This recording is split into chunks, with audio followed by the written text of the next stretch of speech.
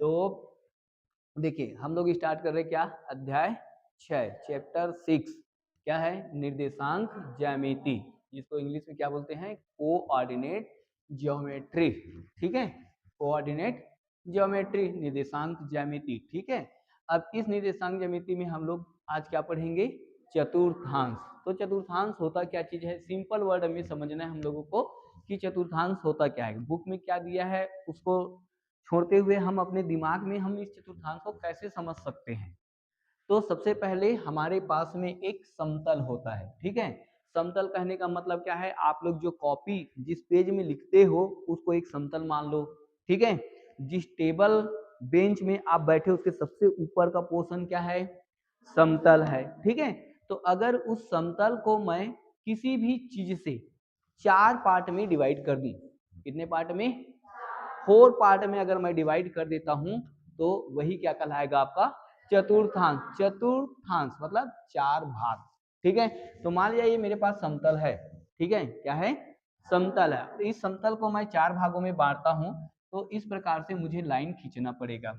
इस प्रकार से एक लाइन और इस प्रकार से ये दूसरा लाइन। ठीक है, तो एक देख रहे हो ये क्षैतिज है, क्षैतिज लाइन है मतलब आड़ा लाइन है। ठीक है ना जी, तो आड़ा लाइन जो है वही क्या कहलाता है, आपका क्षैतिज। अब चूंकि दोनों साइड एरो लगा है इसलिए हो गया क्षैतिज रेखा। क्या हो गया, क्षैतिज रेखा। तो इसको हम लोग कहेंगे क्षैतिज रेखा।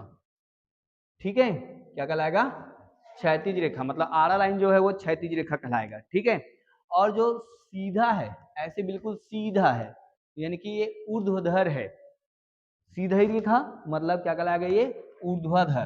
क्या कहलाता है, ऊर्ध्वाधर रेखा। क्लियर है, तो क्षैतिज रेखा और ऊर्ध्वाधर रेखा के माध्यम से मैंने एक समतल को कितने भागों में बांट दिया, 4 भागों में बांट दिया। ठीक है, तो ये जो कि आपके पास में आड़ी लाइन है वो आपकी क्षैतिज रेखा, सीधी लाइन है वो ऊर्ध्वाधर रेखा। क्लियर है यहाँ तक। उसके बाद में जब ये दोनों रेखा एक दूसरे को जहां पर मिल रहा है उसको हम लोग कह देते हैं मूल बिंदु। क्या कहते हैं, मूल बिंदु, जिसको ओ से मतलब दर्शा दिए, मूल बिंदु ओ मतलब ओरिजिन। ठीक है जी, अब ये जो क्षैतिज रेखा है इसी रेखा को जब गणित में हम आगे बढ़ रहे हैं, धीरे धीरे आगे बढ़ते जा रहे हैं ना, सबसे पहले समतल, समतल को कितने भागों में बांटा है, 4 भागों में। 2 रेखा की मदद लिया, तो आड़ी रेखा को क्या बोल दिया मैंने, क्षैतिज रेखा, सीधी रेखा को क्या बोला मैंने, ऊर्ध्वाधर रेखा। अब आगे जाकर के इसी क्षैतिज रेखा का नाम एक्स अक्ष कहलाएगा।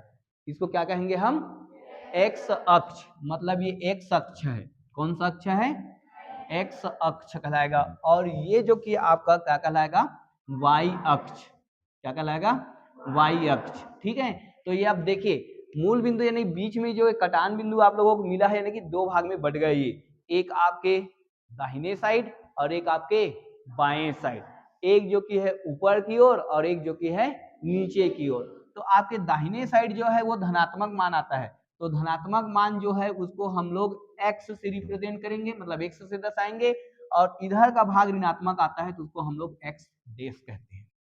ठीक है, वैसे ही ऊपर का जो भाग है उसको सिंपल y कहेंगे, यानी कि y अक्ष, और इधर जो कि है आपका y डेश। ठीक है, पूरा y अक्ष है लेकिन इसका जो नाम है वो ऊपर की ओर y, इधर y डेश, धनात्मक वाला y, ऋणात्मक वाला y डेश, धनात्मक वाला x, ऋणात्मक वाला x डेश। ठीक है ना। अब या चूंकि यहाँ पर ये मूल बिंदु है तो मूल बिंदु में जो कि है इसका जो मान होगा वो हमेशा क्या होता है, 0,0, मतलब 0 0 रहता है। अगर यहाँ पर 0 को लेते हैं तो यहाँ पर जो कि अक्ष बनाए हैं तो यहाँ पर से इसका धनात्मक मान लेंगे 1, यहाँ पर कितना आ जाएगा 2, यहाँ पर 3, यहाँ पर 4, यहाँ पर 5, यहाँ पर 6, ऐसे इधर चलते। ठीक है, और इधर का जो भाग है वो क्या होगा, ऋणात्मक, -1, -2, -3, -4, -5, ऐसे इधर आते जाएगा।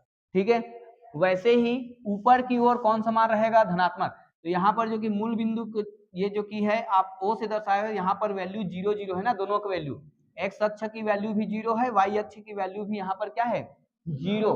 ठीक है, निर्देशांक सॉरी x निर्देशांक भी 0 है, y निर्देशांक भी क्या है, 0। तो 0 के बाद 1 2 3 4, इधर -1 2 3 4। अब इधर धनात्मक में 1 यहाँ पर, 2 यहाँ पर, 3 यहाँ पर, 4 यहाँ पर, 5 और आगे so on। ठीक, अब इधर नीचे क्या रहेगा, -1, -2, -3, -4, -5 और जितना भी है वो।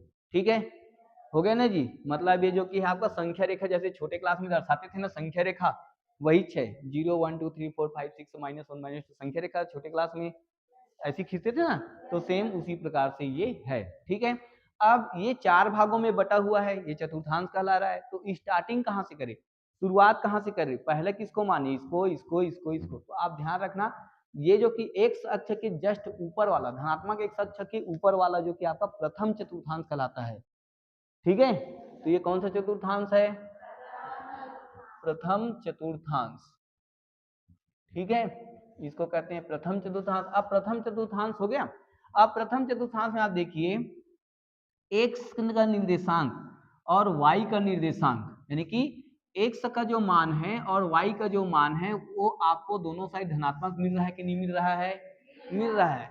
तो एक्स निर्देशांक और वाई निर्देशांक मतलब एक्स अक्ष की जो वैल्यू होगा और वाई अक्ष की जो वैल्यू होगा, यहाँ पर वो क्या रहेगा, दोनों दोनों धनात्मक रहेगा कि नहीं रहेगा जी। ये देखो एक्स का जो भी मान आएगा धनात्मक आएगा कि नहीं आएगा, वाई का जो भी मान आएगा धनात्मक आएगा कि नहीं आएगा, आएगा।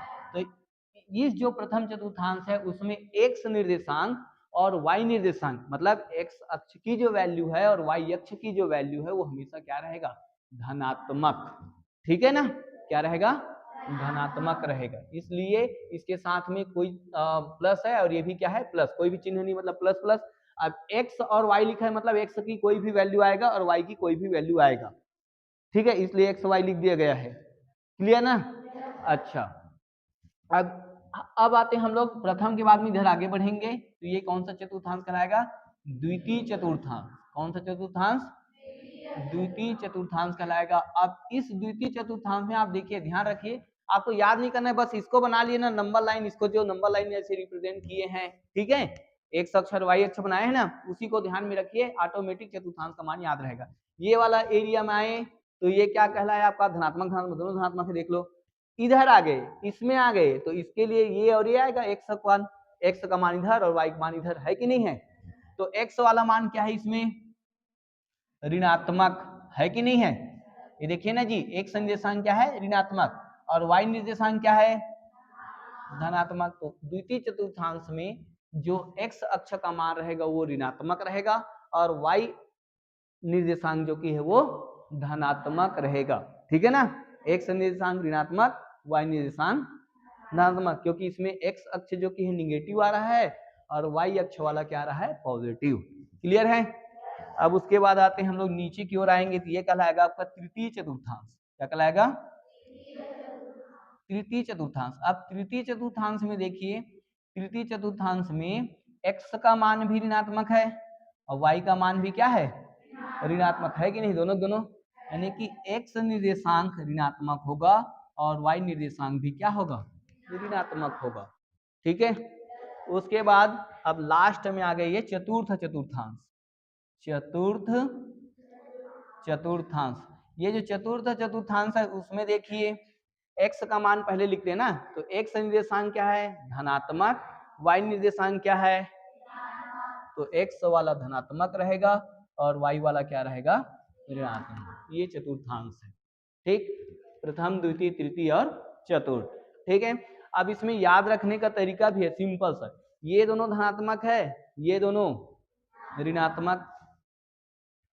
ठीक है ना, इसमें x ऋणात्मक y धनात्मक, तो इसमें x धनात्मक y ऋणात्मक। तुमको कैसे भी करके इसको ध्यान में रखना है। अब इसका जो क्वेश्चन आता है वो किस प्रकार से पूछा जाता है, क्वेश्चन सिंपल रहता है। जैसे पहले नंबर मान लीजिए मैंने पूछ दिया